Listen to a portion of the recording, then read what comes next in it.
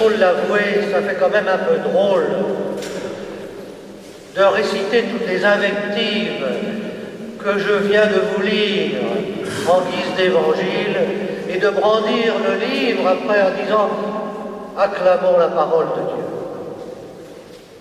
Oui, reconnaissons que l'évangile comporte des contradictions.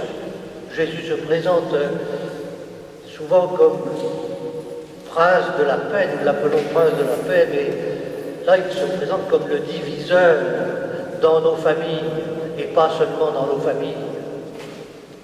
Et donc, il faut saisir la contradiction et essayer de creuser dans la contradiction pour trouver le sens.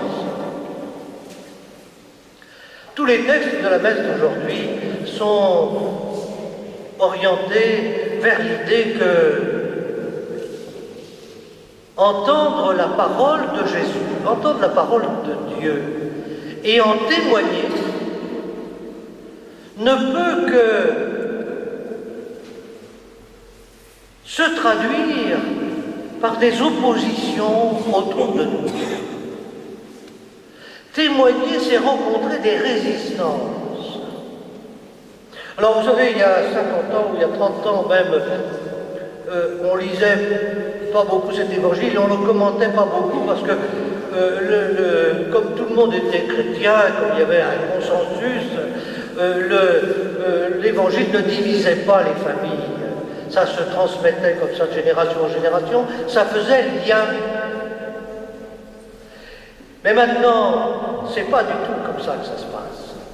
Et nous comprenons mieux cet évangile dans le temps que nous vivons aujourd'hui, il y a 50 ans. Vous savez, aux dernières JMJ, il y a un certain nombre de jeunes qui sont partis à Rio contre l'opposition de leur famille. Parce qu'ils avaient découvert que le lien que leur proposait Jésus était plus important que les liens familiaux dans lesquels ils étaient nés et ils s'étaient construits. Et lorsque un garçon se présente pour entrer au séminaire aujourd'hui, bien quelquefois il sent la porte se fermer et se claquer derrière lui, la porte de la famille. Et sans aller beaucoup plus loin, vous savez, les enfants et les adolescents, dans le cadre de leur cadre scolaire ou leur cadre d'activité, c'est très difficile pour eux parfois de se dire chrétien et de supporter le mépris, la dérision, l'incompréhension, l'ignorance qui entoure aujourd'hui les choses chrétiennes. Et sans aller beaucoup plus loin, vous savez, dans nos propres familles, quand on nous voit dire notre foi, continuer à faire les gestes de la foi, on n'est pas toujours compris. Quelquefois, on trouve un peu de commisération autour de nous, même peut-être de nos proches. Ils en sont encore là. Il y a 30 ans, j'avais des amis qui n'étaient pas chrétiens, mais ils savaient ce que c'est qu'être chrétien. Ils connaissaient un peu l'évangile, et ils disaient, je me rappelle cette réflexion, je ne suis pas chrétien, mais je suis content qu'il y ait des chrétiens. Et à travers ça, ils me disaient, mais je peux partager avec vous un certain nombre de valeurs. Vraiment, je peux les partager. Aujourd'hui, ce n'est pas du tout ce que j'entends. Et c'était bien pour moi parce que je me disais, et je le voyais, parce que des gens pouvaient, autour de moi, s'appuyer sur ma foi pour se construire. Aujourd'hui, on n'en est plus du tout là. J'ai des amis qui me disent, mais comment est-ce que tu peux encore être dans cette organisation de l'Église catholique romaine complètement ringarde? Tout le monde sait aujourd'hui que ça n'a aucun sens.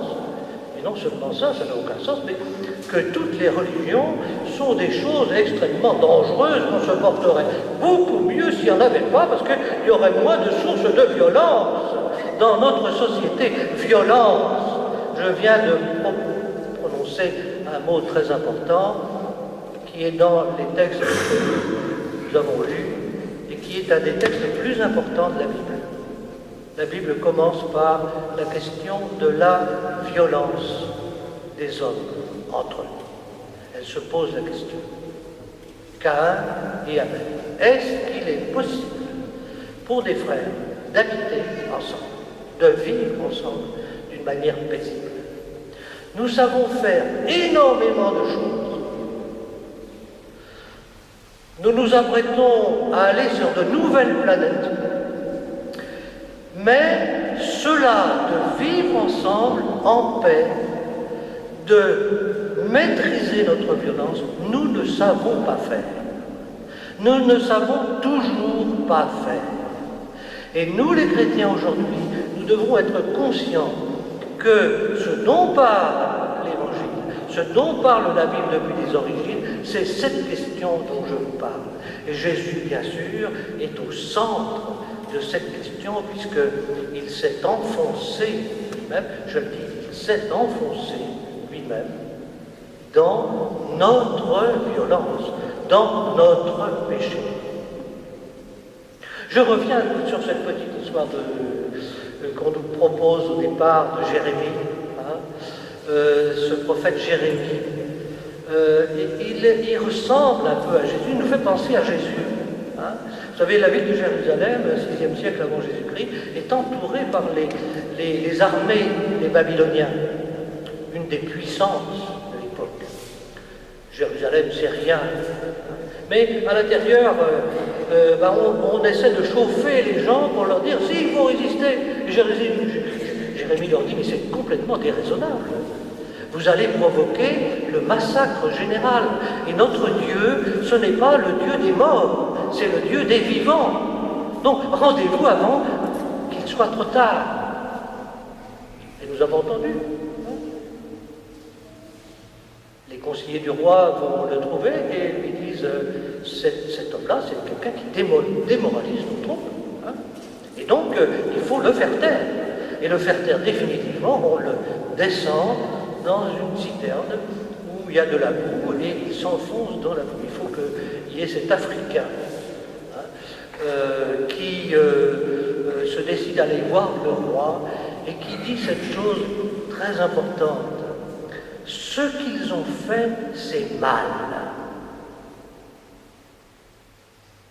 Les conseillers du roi avaient tout fait pensant que c'était bien de faire taire Jérémie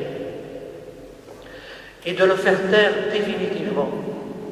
L'enfer est pavé de bonnes intentions. Le mal, nous essayons de le contenir en permanence, de l'envelopper, de faire qu'il ne nous dérange pas trop. Et nous avons de la peine à le nommer parfois. Ce qu'ils ont fait, c'est mal. Je crois que la première chose que Jésus nous révèle à travers l'Évangile et à travers son parcours, qui se termine dans le texte que nous avons lu, puisque Jésus est sur le point d'arriver à Jérusalem. Et il dit qu'il va entrer dans son vrai baptême. Pourtant, Jésus a été baptisé depuis longtemps, au début de son ministère. Et arrivé à Jérusalem, il dit que enfin est arrivé le moment de son véritable baptême. Il ne va pas être baptisé dans la boue d'une citerne comme Jérémie, mais il va être baptisé dans la boue humaine, de la violence humaine, car tout le monde, toutes les autorités, toutes les amitiés de Jésus vont se liguer pour fabriquer la machine qui va l'écraser. Le grand prêtre dira exactement ce que disaient les conseillers de Sédécias, le roi de Jérusalem. Il vaut mieux qu'un homme meure pour tout le peuple. Mettons-le là-bas. Jésus est rentré, je dis même, on peut dire que Jésus a été baptisé dans notre péché. Pas seulement nos petits péchés quotidiens, personnels, les péchés que nous organisons en institution, Vous savez, Jean-Paul II nous parlait des structures de péché. Et nous devons être attentifs à cet enseignement parce que nous sommes dans un moment de globalisation où les décisions collectives sont extrêmement importantes. Et donc nous devons essayer d'être vigilants. C'est peut-être notre rôle aujourd'hui, notre ascèse de chrétiens, de faire la lumière sur le mal. Jésus nous révèle, avant de nous révéler le pardon, l'amour de Dieu, ce que nous répétons sans arrêt, il nous révèle l'importance, la profondeur de notre péché et que cette profondeur nous échappe à notre vigilance. Et que par conséquent, nous devons y être extrêmement attentifs. Jésus plongé dans notre boue, dans la connivence que nous avons tous parfois pour contenir la violence, mais ne pas la voir. Et si nous n'arrivons pas jusque-là, alors le pardon ne peut pas aboutir. Jésus, au fond de notre violence, au fond de notre péché, refuse de remettre la machine infernale en route. Vous savez, quand on est violent, eh bien, on produit de l'humiliation, du mépris, etc. Et ça nous revient en boomerang. Et ça recommence indéfiniment. C'est ce que nous vivons, c'est l'histoire, toute l'histoire mondiale, et cette histoire, en fait. Est-ce que nous allons, nous, chrétiens, dire « Nous ne prenons pas notre parti nous ne voulons de la violence, nous ne voulons pas nourrir cette machine infernale, parce que Jésus y est passé le premier, et il nous a dit qu'il ne suffit pas de contenir la violence, il faut que nous acceptions d'être guéris de cette violence. Et Jésus nous propose la guérison de notre violence.